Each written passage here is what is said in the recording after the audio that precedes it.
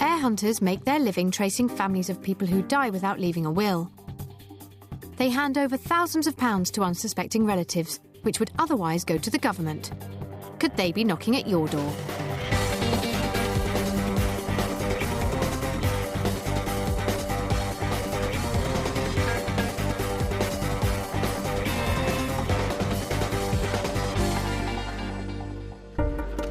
On today's programme, the heir hunters struggle to trace a family with the most common surname in the country. Oh, I don't believe this. What, the complete wrong family we've got? Everyone on Smith, stop. And in their search for heirs, discover a brilliant economist whose grasp of money was far from usual. Johnny had a theory that he could beat the roulette wheel. So he took a group of the students to the Playboy Club and he took the bank to the cleaners. Plus how you may be entitled to a share in unclaimed estates held by the Treasury. Could thousands of pounds be heading your way? Every year in Britain, thousands of people die without leaving a will. If no obvious family can be found, their money goes straight to the government. Last year, over £18 million went directly to the Treasury in unclaimed estates. That's where the heir hunting companies come in. Fraser and Fraser are one of the oldest heir hunting companies in the world. It's their business to trace rightful heirs to unclaimed estates. We're tracing family trees, delving back into people's history, delving back in time, looking at the hidden mysteries around people's families. The company is run by Neil, Charles and Andrew Fraser. Over the years, they have reunited thousands of heirs with millions of pounds. It's early Thursday morning, and while the City of London is just waking up, the researchers at Fraser and Fraser are already hard at work. Oh, what about this one? Just after midnight, the Treasury published their weekly list of unclaimed estates. Andrew Fraser is poring over the details with case manager David Pacifico, trying to determine which estates might be of value. This is Herbert Smith, died in nursing. But that's the previous address. Yes, it's that one. The case of Harold Herbert Smith might have potential. Previous to the nursing home she was in, she owned a property, or he owned a property, so I wanted to try and speak to some neighbours. Neighbours are sometimes the key to unlocking a case, often revealing the deceased's wealth, age and even the names of their relatives. For the heir hunting companies, their information can make the difference between solving a case or losing it to the competition. OK, cheers, thank you. Harold Herbert Smith died on the 22nd of December 2008. He was known to his friends as Bert and worked as an accountant's clerk in London. Although he spent his last year in a nursing home, Harold had lived on his own for over 30 years in a bungalow on a leafy street in Epsom, Surrey. A good description of him is a suit and waistcoat, and terribly smart, very clean, and always very gentlemanly. It's still early, and case manager David Pacifico has so far had little luck in finding any useful information on Harold. Smith is probably the last name people would want to start researching. Mainly working it because of the value. We know he owns his own property. It's a nice home. Let's have our fingers crossed and hope we're dealing with a couple of 100,000. To begin the search for heirs, the team need Harold Smith's exact birth details, which can be found on certificates held by the register offices, but they won't be open for a couple of hours. David cannot afford to wait. Not sure about this. No. We've got a possible birth of the deceased Harold H. Smith. The search for Harold Smith begins, but it is like looking for one particular piece of hay in a haystack. There are Smiths everywhere they look, and a lot of them are called Harold. 1910. That would make him about nearly 98. David Pacifico has asked researcher Dominic Hendry to scan the records for Harold Smiths, who were born between 70 and 90 years ago. Not only are we talking about the most common name that we can possibly get, which becomes the most difficult search we can get. I mean, every quarter we're getting at least 20 or so Harolds and at least 2 or 3 Harold H's. What the team desperately need is some more concrete information so they can narrow down the search. It's time for David to call out the travelling researchers. Fraser and Fraser employ a network of regional heir hunters who are on standby from 7 a.m. every morning, ready to go wherever the search takes them. They make door-to-door inquiries, all in the race to find and sign up heirs. Senior researcher Bob Smith is not too optimistic about this particular case. We're looking for 10 branches of a family called Smith. It's going to be hard work. Bob Barrett lives in the south of England and is already heading to check out Harold's property in Epsom to more accurately estimate its value. Oh, Bob, hi. You're on the way to Epsom, yeah? That's right. Should be there in 5 or 10 minutes. Thanks, Bob. Cheers. Bye. After checking out the bungalow, Bob knocks on doors, hoping to find a neighbour of Harold Smith's to speak to and help the office discover Harold's correct date of birth. But can he succeed where David failed earlier? It's still only just past 8 o'clock and the street is deserted. It's a bedroom curtain still drawn. People obviously still in bed, so I'm loath to disturb too many of them unnecessarily.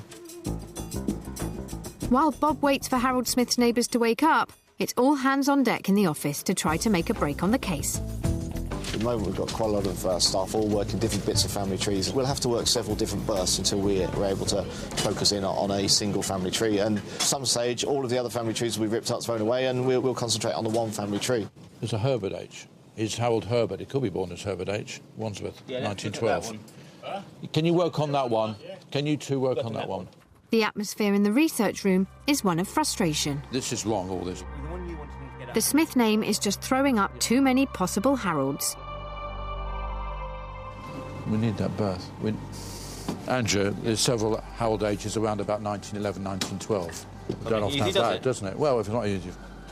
So we're a little bit stymied on that. I think this is going to be wrong, actually. While they try everything they can to narrow the search, over in Epsom, Bob has finally found people to talk to.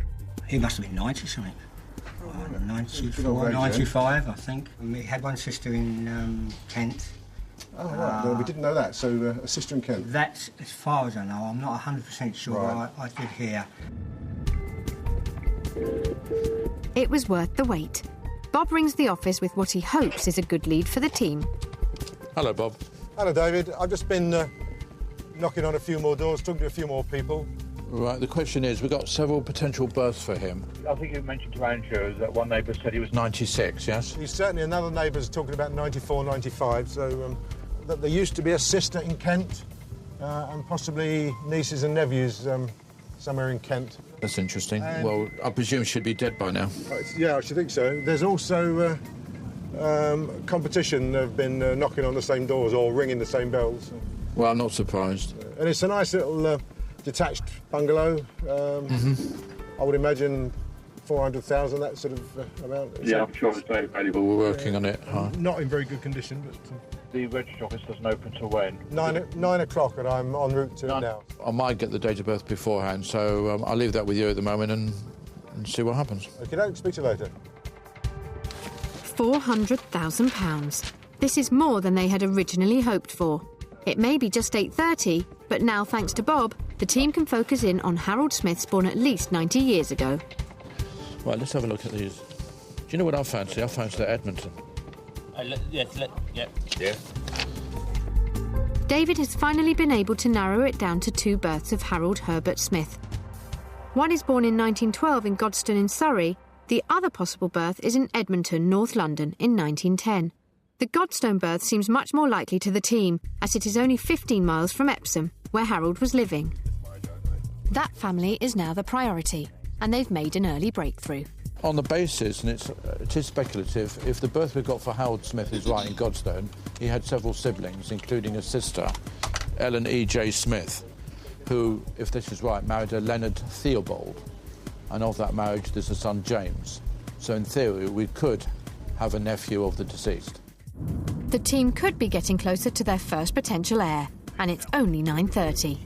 All they're waiting for is confirmation that they are onto the correct family. Bob Barrett has arrived at the Leatherhead Register Office to pick up the corresponding certificate. Well, you'll be wanting it today, presumably, and if I've got it, it'll be £12. Right. Unfortunately, he's going to have to wait.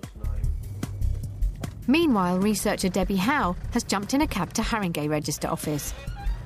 Her job is to make sure that they can confidently rule out the Harold born in Edmonton, and she's just got the news. Oh, I don't believe this. Right, we've got the wrong family here. Right, hang on. Neil. Dom, stop it. Hang on. Is Neil there? What, the complete wrong family we've got. Right. All right, we're going to hang fire there a minute, Debbie. Yeah. Thank you, bye. The Godstone family where the research was almost complete is the wrong one. Actually, Bob Barrett, I could tell him to stop now. Everyone on Smith, stop. Harold Smith, born in Edmonton, matches the information in the office exactly. So this is a birth certificate. That is, he's born the 4th of December 1910, and he was born 10 Eastville Road, Hornsey. It confirms the date of birth of the deceased, but also proved that we were working the wrong family. And without the certificate, it's very easy to make mistakes on them. It's not really a mistake or an error or anything. It's just when you're working Smith families, it's one of the things which happens. It's 11:05, and the team have now finally been able to confirm which is the correct family. Harold Herbert Smith was born the 4th of December 1910 in Edmonton. He was the son of Harold Herbert Sr. and Adelaide Caspel. The good news is that identifying Harold's mother gives the team another surname to work with. Adelaide Lillian Louise Caspel is 25, she's a spinster. Neil regroups the researchers. Dominic, can you go for 1911 census, please? One team is working on the Smith side, while the other focuses on Harold's mother's name of Caspel. At least it's not Smith. It's almost lunchtime, and the real work of tracking down the heirs to Harold Smith's £400,000 estate can finally begin. Coming up, progress is frustratingly slow in the search for heirs on the Smith case. You make one leap forward, only to hit another brick wall.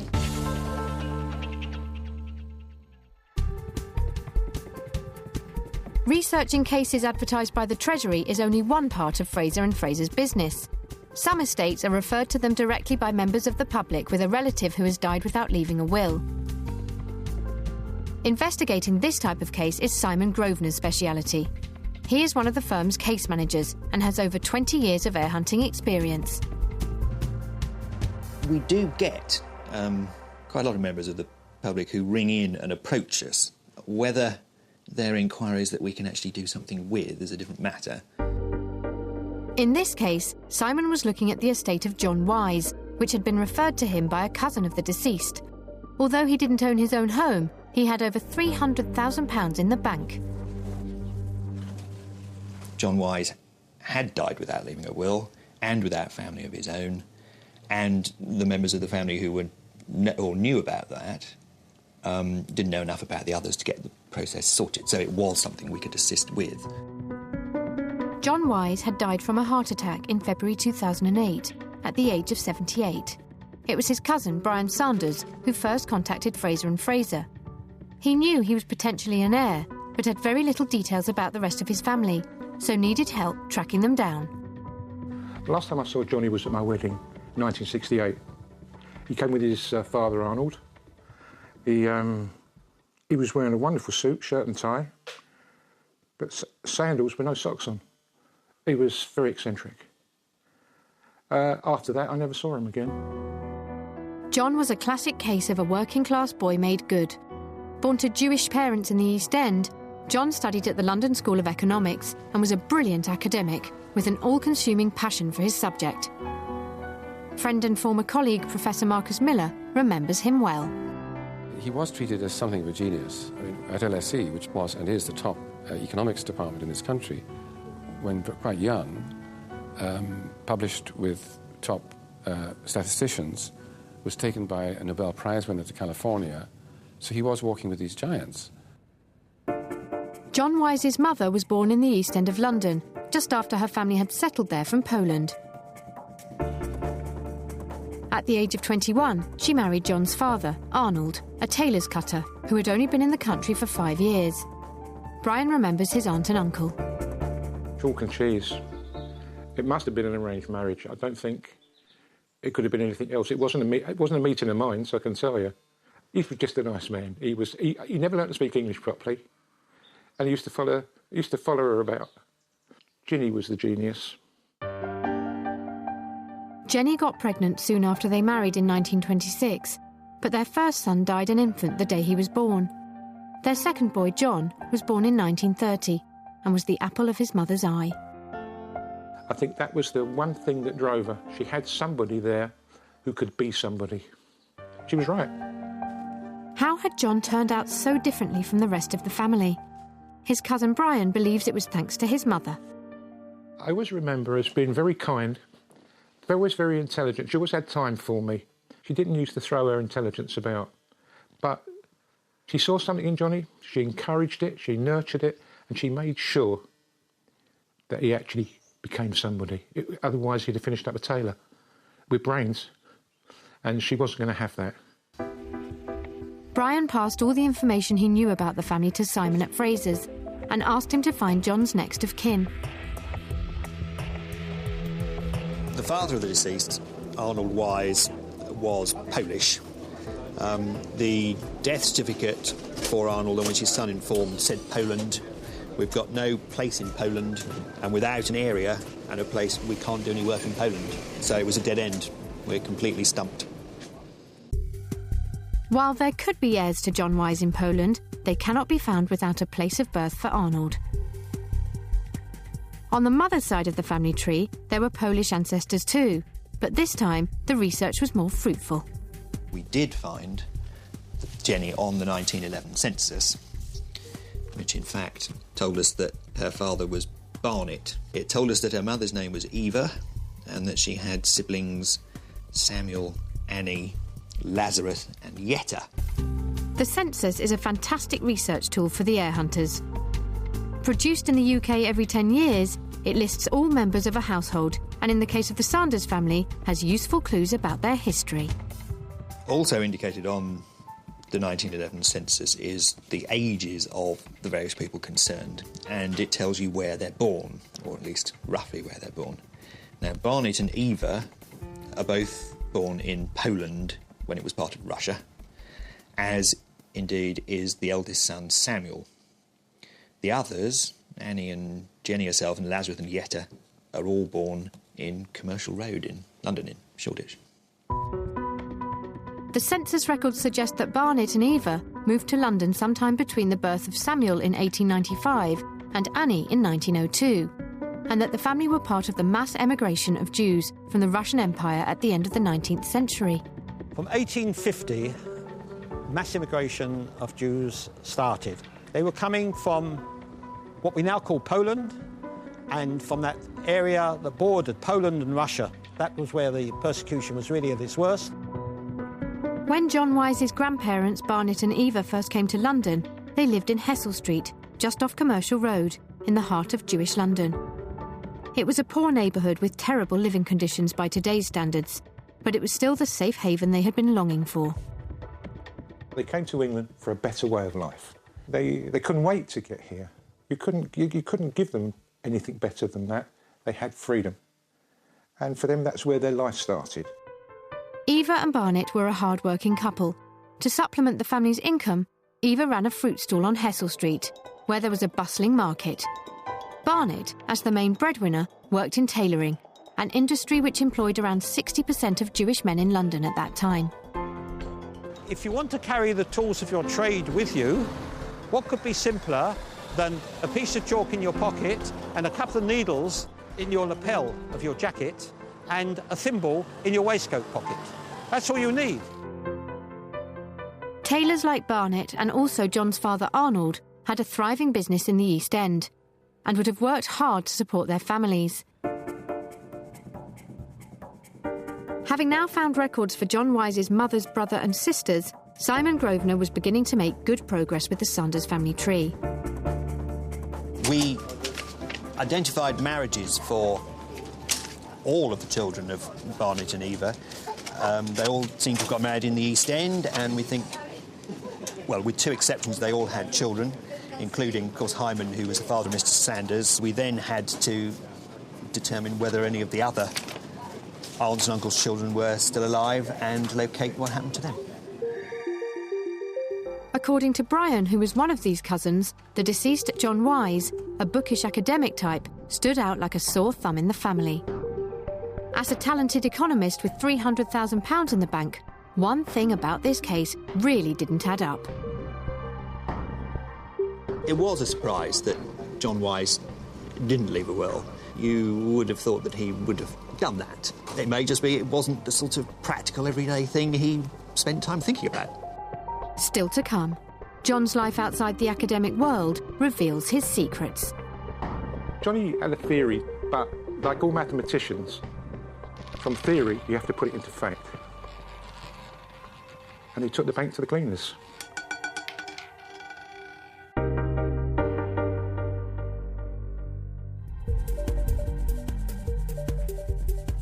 For every case that is cracked, there are still many thousands which remain a mystery. These cases sit on the Treasury's unsolved list and can remain there for up to 30 years. The estates can range wildly in value, from £5,000 to many millions, with the rightful heirs completely unaware of the windfall they could claim. Today, we've got 2 cases heir hunters have so far failed to solve. Could you have the answer? Could you be in line to inherit? Stasis Narbutas died in Denmark Hill, London, on the 12th of January 2008. Was Stasis a neighbour of yours? Perhaps you remember relatives who came to visit. If his heirs aren't found, his money will go to the government. Kathleen Nixon died a spinster in Sheffield on the 25th of June 2008. Was Kathleen a relative of yours? So far, all effort to trace her relatives have drawn a blank. Could either of these 2 estates be meant for you?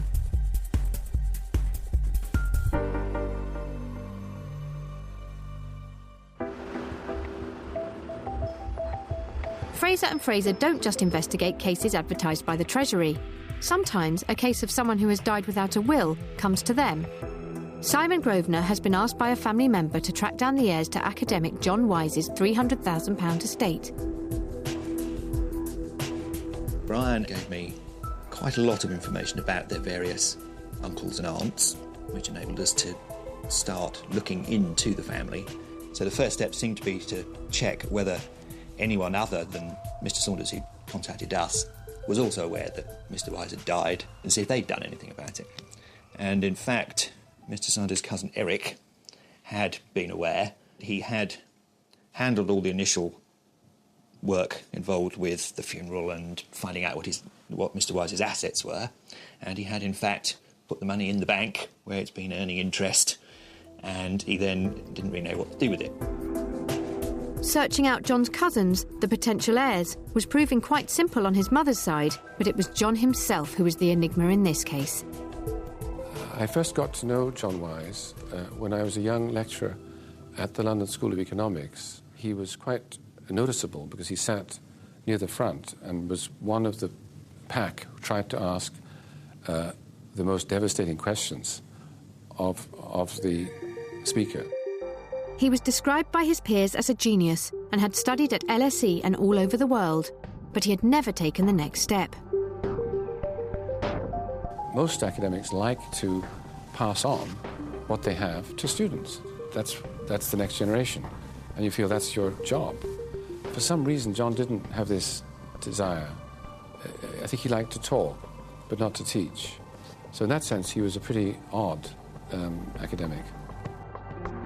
John Wise had offers from universities all over the globe to research and teach, and countless invitations to publish in major journals, but he didn't want to.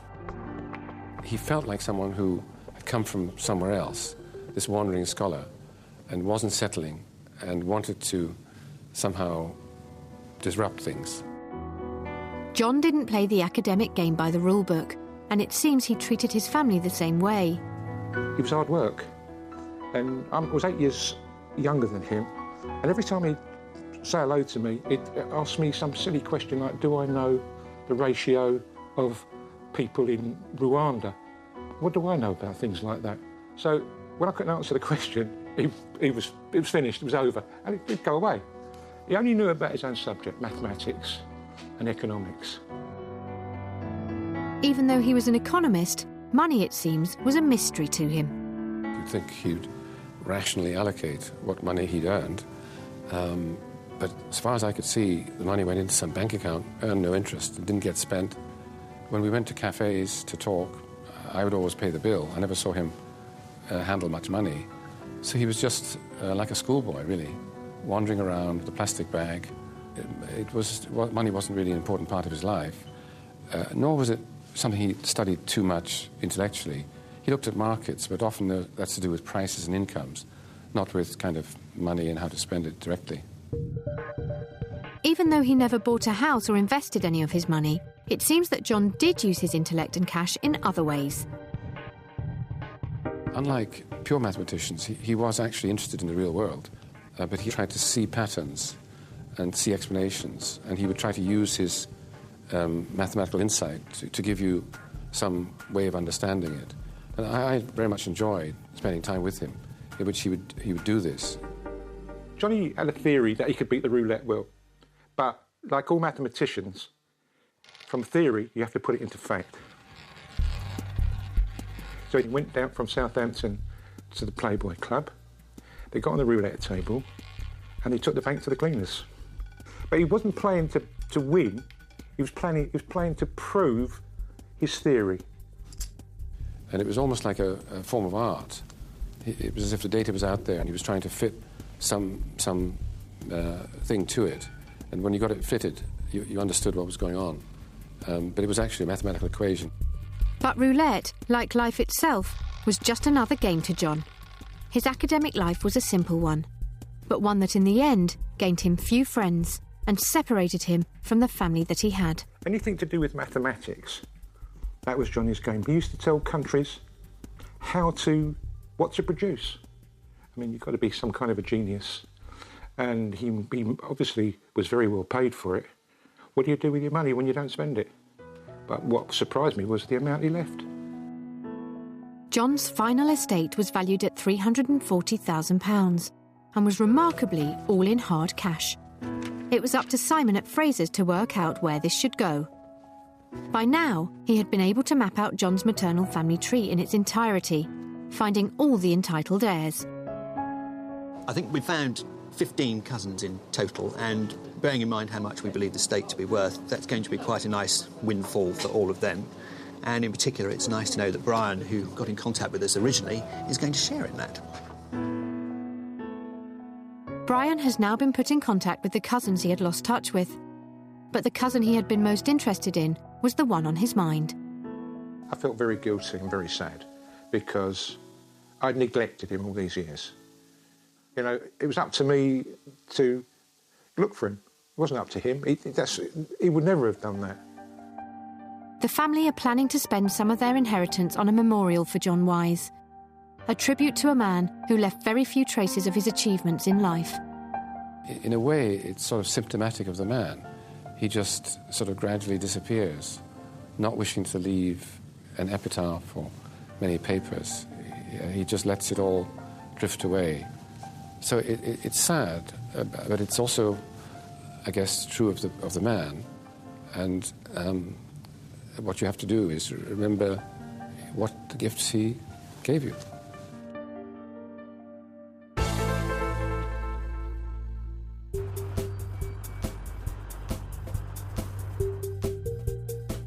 Back at Fraser and Fraser, the team are working on the case of Harold Smith, an estate worth £400,000 thanks to a property in Epsom. When we're stuck on something like Smith, we really are racking our brains on everything. We have to make sure we read every little piece of paper and every little hint on something twice, 3 times even.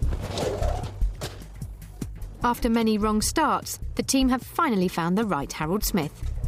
Now the hunt begins for his brothers or sisters. Unfortunately, they have the surname Smith too, and could be very difficult to find. Right, Harold we don't know. Adelaide, Lillian, Louise. 1 second, yeah. Brian? Yeah. Thankfully, Harold Smith's birth certificate has told the team that his father was in the army, and that opens up a fresh avenue of research for Neil. He's a sergeant in the Army Pay Corps. Died aged 42 in 1917. it has quite a lot of information about him, actually, more than I've seen before. But it says here he's got a long service and a good conduct medal, and he's a son of William and Emma Smith of North Shoreham in Southampton, and the husband of Miss A.L.L. Smith of Morley Avenue in Wood Green, late of the last 9th Lancers, and served in the South Africa Corps. So certainly our man, but he's killed in the war at age 40, so he's obviously a career army man. The father of the deceased, Harold Herbert Sr., had joined the army as a young man. He belonged to a cavalry regiment which still exists today, the Queen's 9th Royal Lancers. Well, the 9th Lancers were a very prestigious regiment. They were formed in 1743, and eventually they attained the name of the 9th Queen's Royal Lancers. In 1899, the regiment travelled to South Africa to join the British Army's effort in the Boer War. There is one reference in the diary of the 9th Lancers at that time. A patrol under Sergeant Smith on the right of the advance came under heavy fire at about 300 yards, and Private Croft's horse was shot. Sergeant Smith got Crofts up behind him, and they got safely away, the horse being subsequently retrieved by RSM Grant and the party at the time. The fact that Sergeant Smith rescued Private Crofts was one distinctive act of bravery, but then for them to rescue the horse as well, because the horse in those days was probably considered to be as valuable as the man. The young Sergeant Smith did well to survive the perilous battlefields in South Africa, and he and his family went on to travel the world with his army career, till he died in the First World War. He left his wife alone with 3 children. Harold was 7 at the time. The team can now search for records of the Smith family overseas to tie them in with Harold Sr.'s time in the army. Yeah, on the case of Smith, I've just found the birth of Adelaide M. in South Africa. It's a great discovery for the team. At the moment, we believe there's 2 sisters, one of whom we're working on the basis that she dies as a spinster in Thanet in Kent. The other sister, who's Irene Lillian Smith, very, very common name, also in Thanet in Kent. It turns out that both sisters of the deceased were born in South Africa. The team know that Adelaide died a spinster, so all eyes are now on Irene. If she had children, they would be the only heirs to Harold Smith's £400,000 estate. In the office, the researchers have been looking for a marriage for Irene. They might just have had a breakthrough. Fantastic. What? Well, we know her name now. Yeah, no. No other people mentioned? No, just the brother Harold Herbert Smith and the sister Irene Lillian Ings. Yeah. When did she get married? Who is of... Oh, so there's no near kin on this? Need to check the address just to see who is when she was. Married in 1976. Yeah, we were born in 1909. We've just got back with we've got a probate back for our sister of the deceased. Smith Twing's marriage is in 1976, and Irene is down as having the surname Smith at that time. Now, if that's the case, she's a spinster, getting married at the age of 65-ish, which sort of puts a stop on her having any children. If that's true, that's all of our near kin out. So Irene never had children, but it seems she was the only one of the Smith family to escape the nest. Harold and his sister Queenie lived with their widowed mother, whilst Irene left home to become a missionary in China in 1940. Despite 3 years of internment by the Japanese during the war, she carried on her work in China until 1951, and then went on to Malaysia and Singapore before finally returning home. With Irene only marrying in her 60s after returning from her travels, both of Harold's sisters died without having had children. The team are going to have to trace both sides of Harold Smith's family all the way back to cousins. It's a huge job for the researchers, but Neil had seen it coming. The office have been working on the cousins all morning, and by now they are wrestling with large family trees on both the Caspel and the Smith side of the family. What quarter was it, Rog? That's not to say the job is done, but working with the most common name in the country, the Smith side, unsurprisingly, is not looking good. Janie Smith to an Alton. Now, that marriage would appear to be wrong. On the maternal side, the research is in much better shape. You'll see on our tree we've got 1, 2, 3, 4, 5, 6. I'm guessing we'll have in the region of 25, 30 beneficiaries on. Now's a question of taken a little step back for David, and he's got to evaluate where people are, who he's got on the road, and who he can get to hopefully visit these people and sign them up. Bob Smith's free, Bob Barrett's free, Debbie will stay in the registry offices, and we may be able to bring Hewitt onto this as well, so we may be able to get 3 travellers onto it. Neil's strategy for cracking the Smith case has paid off. The team have finally got the Caspel family tree up to date, which is no mean feat. It turns out that the deceased's mother, Adelaide, was one of 10 siblings. All of their descendants are entitled beneficiaries. One of Adelaide's brothers was Horace, and he had a daughter, Evelyn. David Pacifico is hoping he has got her on the phone. Could she be their first heir? Hello, Mrs. Turner. Oh, this is Fraser and Fraser here. We're trying to trace members of the Caspel family. Evelyn has agreed to a meeting, and Bob Barrett is on his way to try to obtain her signature. Hello, Mrs. Turner. Bob back from Fraser and Fraser. Thank you for seeing me. First of all, Bob has to verify the information he has for the Caspel family to make sure that Evelyn is indeed an heir to Harold Smith's estate. What I'd like to do now is record your brothers and sisters, please. So I don't know whether you want to start with the youngest, eldest, or whatever, or just... I'm the youngest. Right. John was the eldest. Let's start with, so that's... And you've got to ask his birthday. And how old he was. Meanwhile, Bob Smith is instructed to see a second heir on the maternal side of the family. Now, the person in Emsworth is a first cousin. She is a cousin and she might have some knowledge about other stems that we're still trying to get onto. Is she an only child? I think she might be, yes. OK. All right, thanks, Bob. All right, cheers, Dave. Bye. Bye. Whether Frasers will get their commission is now in the hands of the travellers. In Stevenage, Bob Barrett's meeting with heir Evelyn is going well. So I'll give that to you, and I'll drink my tea. Yeah, is it still drinkable? It certainly is. Yes. Oh, yes, gosh, what a job. Well, thank you very much. It's very nice to meet you. Thank I hope you. at the end of the day it's a nice amount that comes to you. Thank you Thanks very very much. much for the tea. Thank you. Evelyn is fortunate to be entitled to a share of Harold Smith's estate. But an added bonus for her is a chance to find out a bit more about the Caspel family. When you lose your parents, they drop off. You know, you lose the rest of their family often, unless, you know, you all move apart, move in different areas of the country. And contact is lost, which is a shame. It's the end of a long Thursday in the office. Neil took a huge gamble by throwing all of his team at the case of Harold Herbert Smith, but it seems to have paid off. And thanks to much painstaking research, the team have found at least 20 heirs so far to the £400,000 estate. We're just finishing up, really. We've got a couple of letters just being produced to go out to the beneficiaries we haven't been able to see today. It looks like we're about to get onto the Smith side. Got some certs coming back on that, so that'll be coming on tomorrow. Altogether, it's quite a good day. Although they have yet to find the Smith cousins, the heirs they have found are definitely entitled, which means that Harold's money will not be going to the Treasury.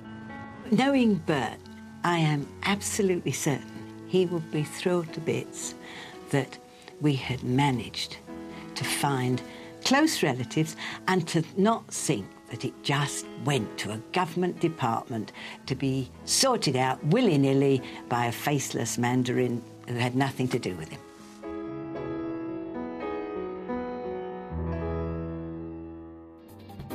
If you would like advice about building your family tree or making a will, go to bbc.co.uk.